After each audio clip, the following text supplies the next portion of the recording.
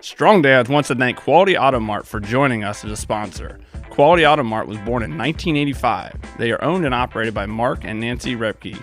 Quality Auto Mart provides all the services, repairs, and maintenance for your vehicle's needs with a 3-year auto parts and labor warranty. They offer complimentary vehicle safety inspection and estimates. Also, they offer a shuttle service, and the 4th oil change is always on them. They are located at 7307 on State Road 46 in Batesville, Indiana. Make sure you give them a call at 812-934-2301.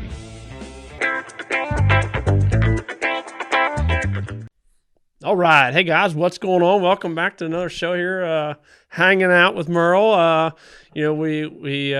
We had some deep conversation last week, Merle. Some deep, that's deeper than we're used to going, man. Yeah, that intellectual thoughts. We came across as experts. I know you guys. No, we did not.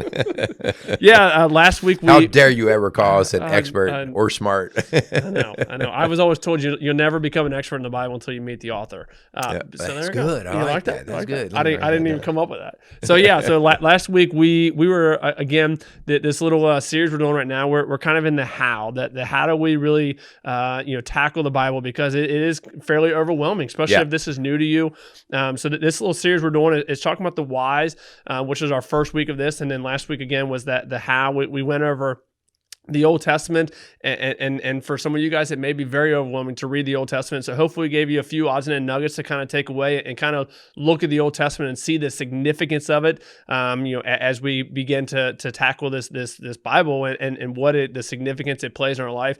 And this week we're going to jump into the New Testament and kind of talk about that. Last week we finished talking about how God gave us His best, and how throughout the Old Testament God asked His people to make sacrifices, to give atonements for their sins, and how God did that for us with Jesus. So yeah, I had a guy ask me the other day, so the Old Testament, like, it just bores me and everything. So what should I read in it? And you're going to get plenty of people say, well, you should read the whole Bible, front to back and back to front and all these things, and you should know it.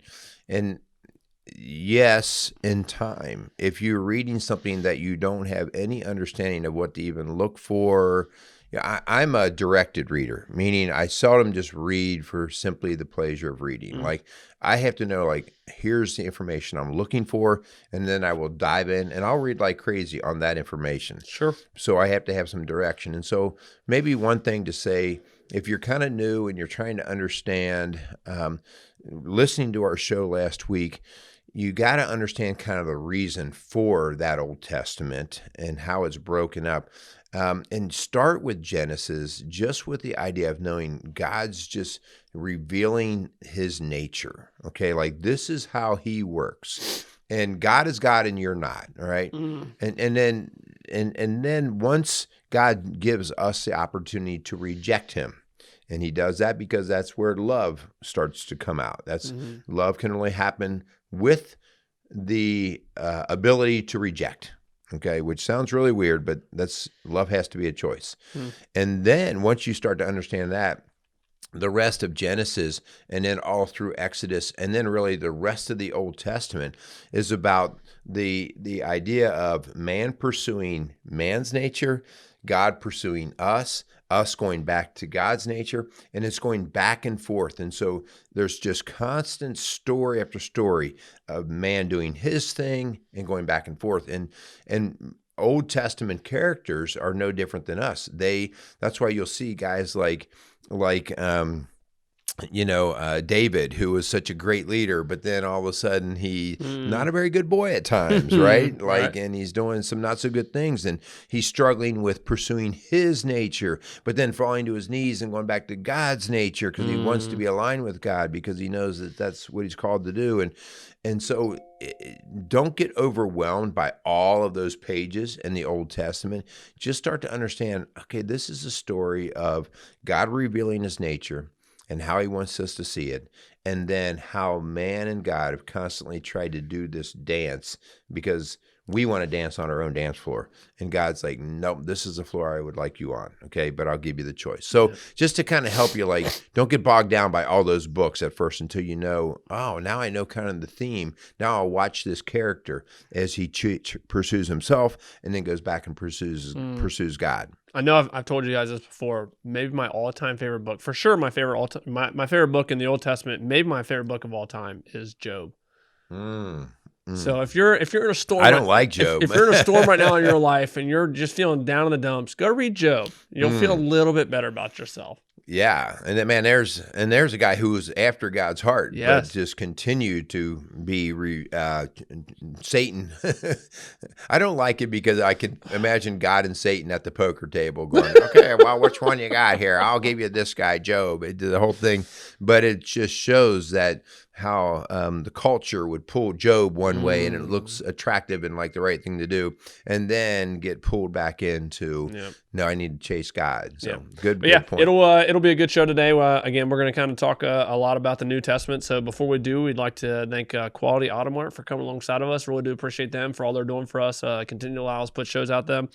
Check them out. Let them know we sent you up there. So thanks so much for Quality Auto Mart. All right. Also want to thank Casey's Outdoor Solutions. So as we are recording this, we're starting to get some buds on the trees, and so lots of outdoor projects, landscaping, that kind of thing is coming back to life. So for all your outdoor projects, check out Casey's Outdoor Solutions, located outside of Lawrenceburg, Indiana. I like it. Yep. So all right. So today we're going to get into the New Testament. So give us a little bit of background as far as on the New Testament, as far as kind of maybe the overarching when it comes to the New Testament, what we're looking at. Yeah. Okay. So let's talk about some words here.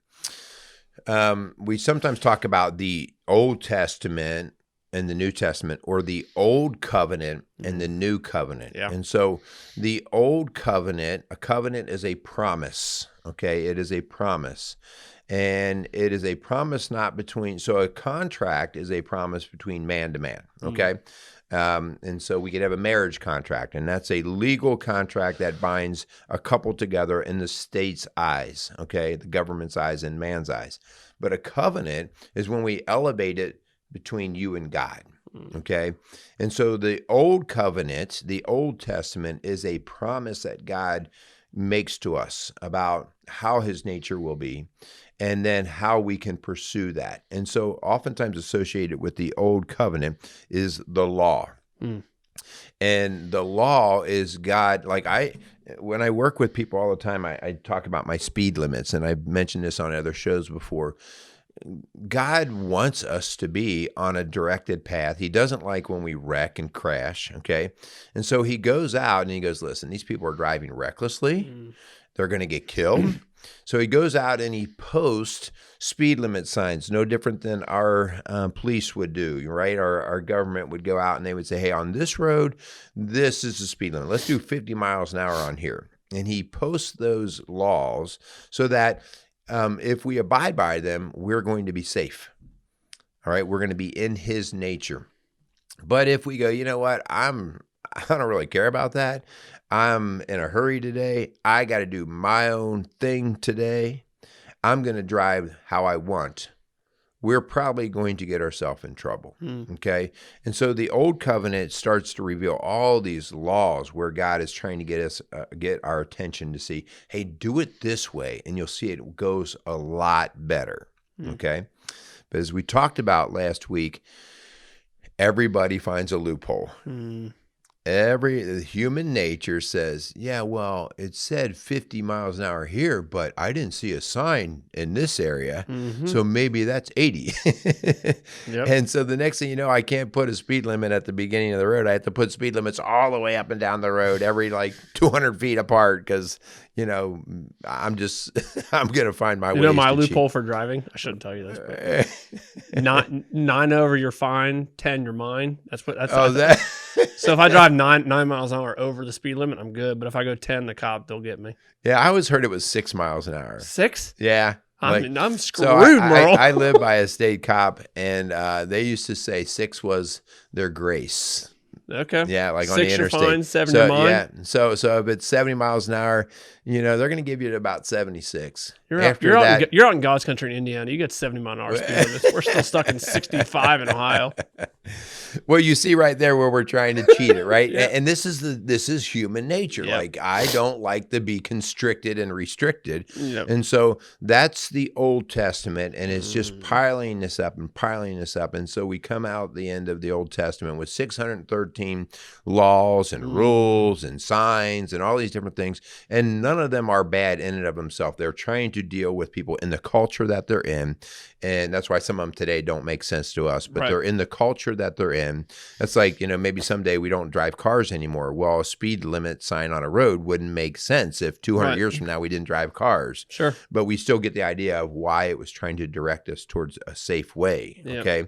And so finally, it's exhausting and people are frustrated, right? And people cannot follow God's way well. All right. And that's when, as it's through Isaiah numerous times, there's going to be a way. There's going to be a teacher. There's going to be a great Messiah who's going to show you exactly what God really wants out of you. Rather than all these laws, he's going to show you exactly how he wants you to live. Right. And that's where we come into the New Testament. Yep. Yeah, and as we jump into the New Testament, the start of the New Testament has our Gospels, Matthew, Mark, Luke, and John, and again, this is something that I don't know, maybe like 10 years ago, I learned, and maybe this shows my ignorance and my stupidity here. I learned that those are all the exact same story, just written by our Matthew, Mark, Luke, and John, and how cool it is. Now, before you judge him for that, we all have our own walk, okay? But it's cool to see their perception and their kind of how they perceive this Jesus guy, because again, the New Testament is all things Jesus. It's the whole life of Jesus. It's talking about Jesus' ministry and what he did. And I just love reading through the Gospels because again, how I view Jesus is going to be different than how you view Jesus. Right. And we would write different things about them. It is the same story, just written by different people. And I think it is so cool to start the New Testament with different perspectives, having different people write down what they saw with the Jesus. Again, exact same story, same life of Jesus, just written with different perspectives in mind. Yeah. And so God now comes to earth in human form. And so why would he do that? Okay. I'm a counselor in my regular job. You and I had a conversation before we hit the record button. It is extremely important to me in a counseling session to be relatable to people. And sometimes I mess up. Sometimes I assume of what it takes to relate to somebody based off of how they come in, how I might see them look, first impressions. And so I try to not be them, but I try to talk in their world, okay? Because I want them to know that I try to get them. I try to understand them. So I'll just say, like, maybe I talk more like they do, okay, in terms of if I got a rough, gruff old construction dude in there versus a priest, I'm going to come across a little bit different so that I can assimilate more into the world so that they start to buy into me. Like, okay, this guy gets me. I can relate to him. And so right off the bat, Christ comes in. Even though he's God and he is of God's nature 100%, he's a man who is actually trying to assimilate and working to assimilate, not to do exactly what man does, but to be as man is in his living so that people go, yeah, that dude's all right. Like he gets us. Right. He gets us. Okay. And once that happens, so as a teacher, if you want to be a good teacher, you got to relate to your kids, and your kids have to be able to relate to you. There's nothing worse than an arrogant teacher who's all book smart, who comes in and speaks over the heads of all of the students. Every student shuts them down, even though the teacher may be brilliant. Okay. And even Christ still had some of that problem, but it wasn't because he was brilliant. It was because he was telling people what they didn't want to hear. And that's why they would be rejecting him. Okay. So Jesus comes in and he is working hard to do that perfect match of human and God. And I can't imagine sometimes the struggle that must have been like, oh, wow, these people are wearing me out. Yep. And it's so cool to see not only did God give us the human form of Jesus, that's when the Holy Spirit was introduced to the New Testament, and how cool that is that by getting baptized, you now have the Holy Spirit with you, and just seeing again kind of the 3 in 1, the Trinity that is spoken about, just how awesome it is to see the life of Jesus and the ministry that came along with that. And then to know that now, because of Jesus, we have the Holy Spirit, and how awesome that is to again, just truly trying to understand the kind of the makeup and the works of God, and how he kind of like, put this into the text of the New Testament, and to read the ministry of Jesus, and you get to see again the human form, the man that was Jesus. Again, it is fully God, but also fully man, and the relatability that comes along with that. It is hard to not find yourself in a similar situation that Jesus was in, and be like, man, I screwed up and Jesus didn't, right? And to see that again, God gave us his best, which we talked about in last week's show. Yeah. So then the idea of once he's given his best to us, then the idea of us starting to work to see what that means. And how Jesus did not come to do away with the law, right? And we hear that in Scripture. He didn't come to say, no, the law was silly and ridiculous, because the law continues to reflect, no, chase this way, go this direction, do these things, okay? But because we kept falling out of it, Jesus comes to talk about the most important reason why God created mankind, and that is to talk about love. To talk about love. And so when Jesus was asked about what are the greatest commandments, he says, the first one that you need to do is love the Lord your God with all your heart and your mind and your soul. And so the idea that, okay, like that is number one. And then he does something that I don't want him to say. He says, and then love your neighbor as yourself. No, because that means I have to choose my neighbor equally as myself. Yeah. Right. And so right now we're getting a new revelation of how God's nature will work here with us, is if it's going to work well, how it works well with mankind if we're going to follow God's way. And so the New Testament is a constant revelation of Jesus giving parables about how a man chose to do this, but then it was revealed that he should do this. Everything from the Good Samaritan to the woman at the well, forgiveness and love, all of these things about how we choose to love another person and we love God. And these are the things, these are the general principles, okay?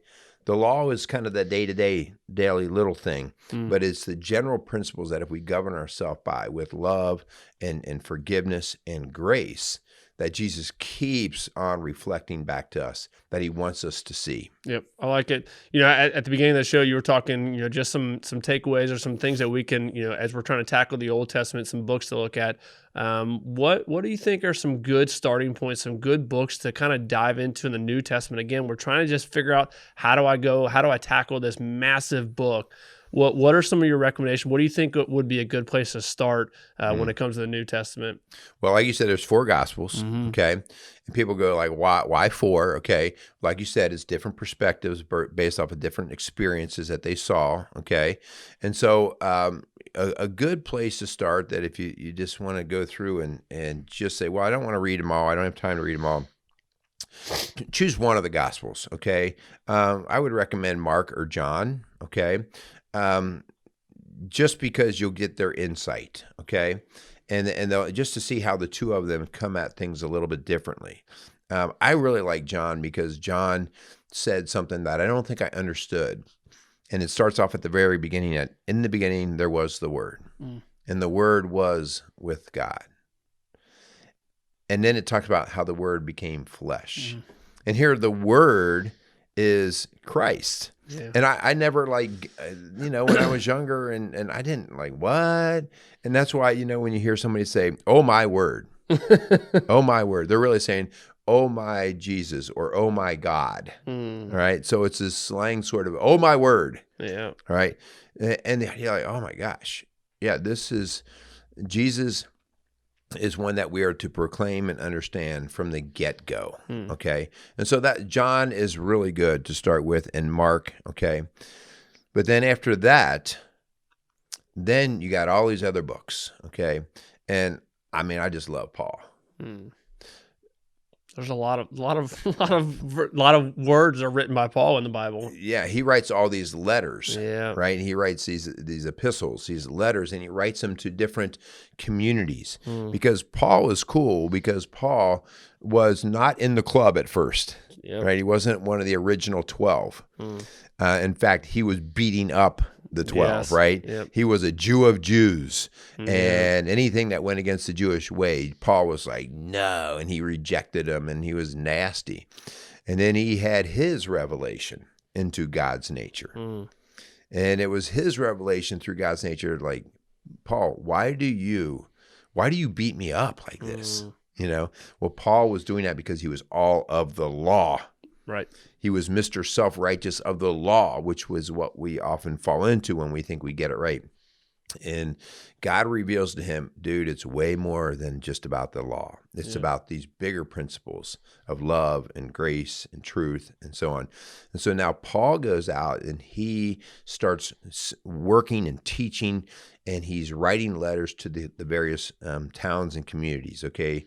And so choosing a couple of his letters that he writes is just a really cool thing, because he's writing to them in terms of what they're struggling with. Right? I mean, if he's writing to the people of Ephesus, the Ephesians, he's like, okay, well, in this community, here's where I see you guys struggling. Here's what you're doing good, not so good. Yep. Here's how I can help you see what God's nature through Christ would be like. Yep. Does that make sense? Yeah, and it's so cool as you start to read through some of the letters of Paul, just like you were saying, because of who he was, he references so much of the Old Testament, and it really starts to kind of, again, intertwine those two. So again, as a question I'm going to pose to you, what the heck is up with this last book of the Bible, this book of Revelations? Because again, it is a part of it's a part of the Bible. It's a part of the New Testament. Like, it should be something that we do try and tackle. Like, what do you think is a recommendation for some guys out there that are maybe just starting to learn about the New Testament, just starting to kind of dive into it, and then all of a sudden we get to the end of the Bible and we have this Revelation, which is a really, really hard book to read. The whole book is about revelation. I mean, the whole Bible is revealing things, right? The Old Testament is, and Genesis is revealing God's initial nature. But in the final book of Revelation, we're getting a lot of crazy, figuratively, almost mystical sort of things, and written by John as he's getting visions of what it will be in the end, like how this big story ends, okay? And because it is very, very visionary, like, it's extremely creative. I mean, there's like all kinds of weird multiple types of animal type things out there, and different visions. And so Revelation can be crazy weird. But when you read Revelation, you really want to, this is where I started to learn about spiritual warfare. That on a whole different plane, we are constantly, Satan loves you when you are you, meaning pursuing you. Okay? Because that's not pursuing God. Satan rejected God. Okay? And so he loves when you reject God and you're like him. And so this now happens at a spiritual level, and it talks in about the great war that is going to happen, not just in our physical world that we're going to see, but in a spiritual world where angels fight angels of the good and the bad, and where ultimately the way of God, God's nature, will prevail. And it's kind of like it's a reassurance letter of like, at the end of the day, when people choose God, God is going to win. Okay. So Revelation, I would caution to read Revelation. I'd read it through very casually first, and then maybe get into a Bible study with Revelation where you can get somebody who's pretty smart and knowledgeable in the area just to help, because that's what I've done with our preacher did a really good job of having a series on Revelation, and he broke apart all these little parts and said, okay, see what this is this, and this is that, and it helps you to connect the dots. Yep. So that brings up a really good point, Merle. And this is something, again, we're talking all things on how to tackle the Bible. How do we go about approaching this? This is something we were talking about before the show. I have made mention, we've actually had a lot of these guys on our show way back in the day, a couple of years ago. We had guys from my small group on our podcast. This is something, if we are supposed to be like Jesus, we are supposed to be surrounded by other dudes doing life together. Jesus had his 12 disciples. And if we want to be, if we read this book and we believe it to be a transforming thing that can change your life, we should do the same. This has been something I have had a small group for the last 8+ years of my life. Every Tuesday night we meet for 2 hours. This is a group of guys that I do life with. We spend an hour talking about things that are going on in our life. We spend an hour reading different books. Man, I would so strongly encourage you to find a group of guys to tackle this book, because there's so many nuances to it. There's so many different ways to read it, to view it, just like there's different perspectives in the Gospels, the way that they view Jesus. Man, how awesome it is to be surrounded by other guys who are trying to figure this out together. So if you're trying to figure out how to tackle this book, I would encourage you first and foremost to find a group of guys to do it with. Because then guys come from different expertise. They have different mindsets. They can view things in different different ways. I would really encourage you to do that. Something that my small group has done, and we continue to do, and I know I've made mention to this again, talking how do we tackle this book. Every June to August, we read the entire Bible in 90 days. And it is a daunting task. It comes out to be about an hour a day. And I say this because I think it's important, the two different ways that we in our group, and again, it is not the way, it's just a way that we like to tackle it. So we read the entire Bible in 90 days. And what it has done for the last 3 years, this will be our 4th year doing it, is it gives this overarching idea of what the Bible is presenting to us. And it gives the story of who Jesus is. It gives the Levitical laws in the Old Testament and how those still play a part in today's world. So you're not going to get the nuances that is, some of the finer details of the Bible, because you have so much to read. Like, you're reading the entire book of Job in one day. Like, you're not going to get some of the integral details of the Bible by doing it this way, which leads me to my next thing. Every Tuesday, we tackle a chapter, a single chapter. We're just going to read right now in our small group, and I know I've mentioned this, we're in Micah, and we're digging one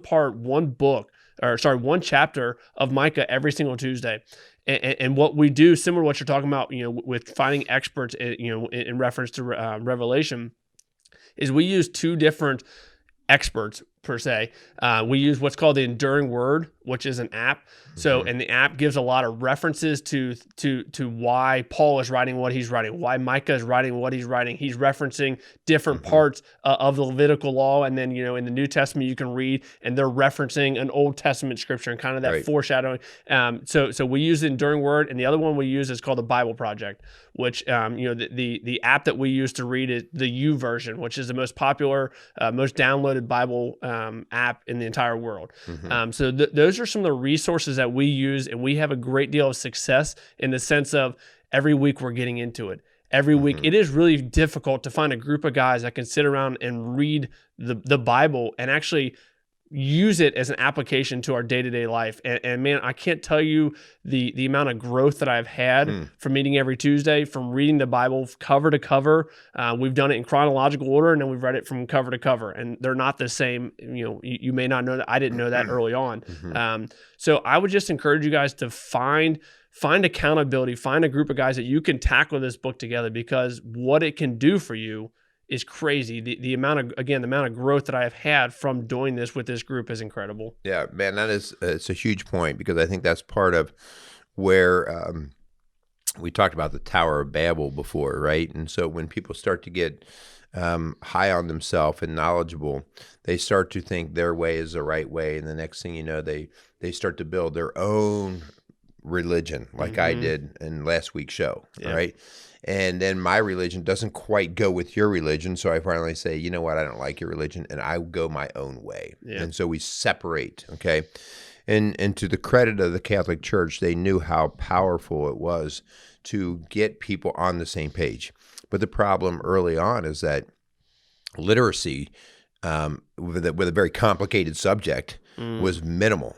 Okay, and so we had priests who were those.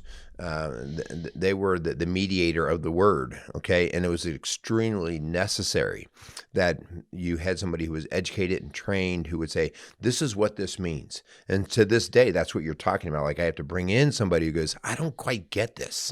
What does this mean?" And I think one thing that I've had a hard time accepting.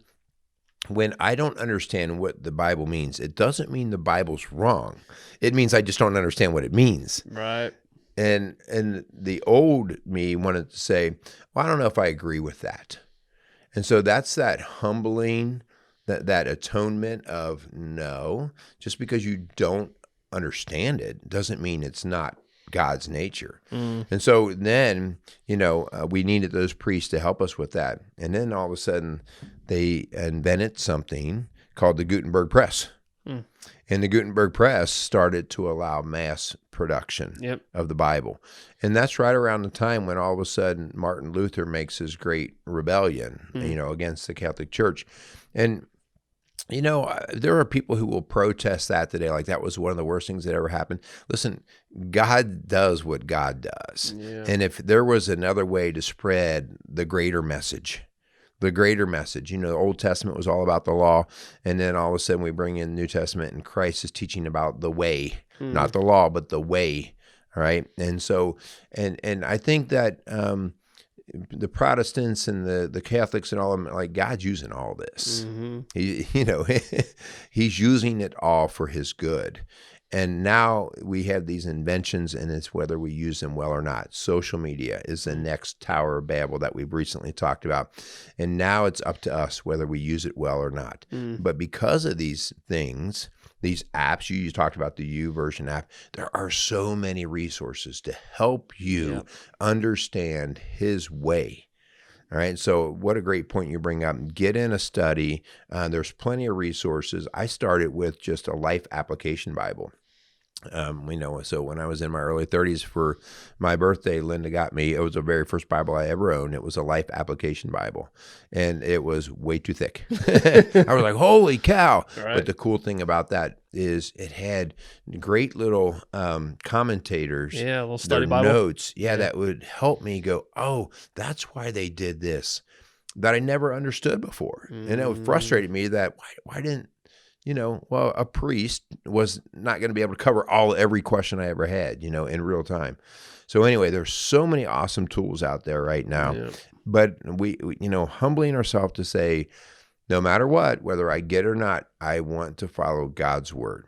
If it's in conflict with something that I'm doing, I'm the one that's struggling, not God. God's way is his way. It's not to be mocked. So anyway, you got anything else, man? I do. Again, we're talking all things how do I tackle this book? Man, I would just encourage you to just open it up. Just don't let this book intimidate you. Is it intimidating? It absolutely can be. But man, I truly do believe in the power of God and who he is. And if you're struggling, just open it up. It doesn't matter what page it is. Yes, we give kind of recommendations on ways to make it a little bit easier to kind of comprehend. There are some difficult books that are in the Bible for sure. Are they intimidating? They can be 100%. But man, I would encourage you, just open it up. Yep. Just see what it's going to teach you. Another little saying I heard, that God is not afraid of a dusty Bible. Or sorry, the devil is not. The devil is not afraid of a dusty Bible. No, absolutely. And man, I just think there's so much good. Again, the apps. Golly, I'm a terrible reader. I will be the first to admit you. The YouVersion app reads it to you. It reads the daggone Bible to you. Like, how cool is that? That we live. We have the technology to have something that reads the Bible to me. Which, puts us in that place of saying, at some point in time, every ear will hear, every eye will see. In other words, you will have no excuse. Yeah. And I think that that's very telling of, those of you who are out there who reject and reject and reject, at some point in time, it will be all around you. Yeah. You won't have that excuse, and you're going to have to put up to either your way or his way. Yeah. So, all right, guys, we hope that helps of talking about the why we even pursue, and then the how, like Old Testament, New Testament.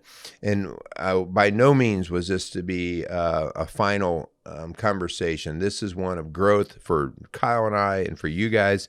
Our challenge for you, as Kyle says, open the book. Get into a group of some sort, all right? Find somebody who's knowledgeable than you are, okay, that is trustworthy, that wants to pull out that book and say, well, here's what it means, okay? And go for his way. Go for the way of God through his son Christ. He was the model, all right? I like it. Wrap us up, dude. Good deal. Thanks so much for Quality Auto Mart and Casey Outdoor Solution for coming alongside of us. Really do appreciate them. Share the heck out of these shows. Listen, give us a 5-star rating. It really helps kind of spread the word out there. Email, if you guys have questions on the YouTube page, put comments up there, man. We would love to kind of tackle this idea with you, tackle this Bible together, man. It's something that we need to do as men, as strong dads. So just really encourage you guys to do that, and hope you guys are having a good week, and go out there and raise some strong dads. You got it. Say yep. Casey's is a premier garden center and gift shop located in Lawrenceburg, Indiana. Casey's offers a wide selection of plants, landscaping materials, home and garden decor, and gifts for every occasion. Casey's is committed to providing exceptional service, a unique shopping experience, and value to every customer. Stop in and see what makes Casey's so unique.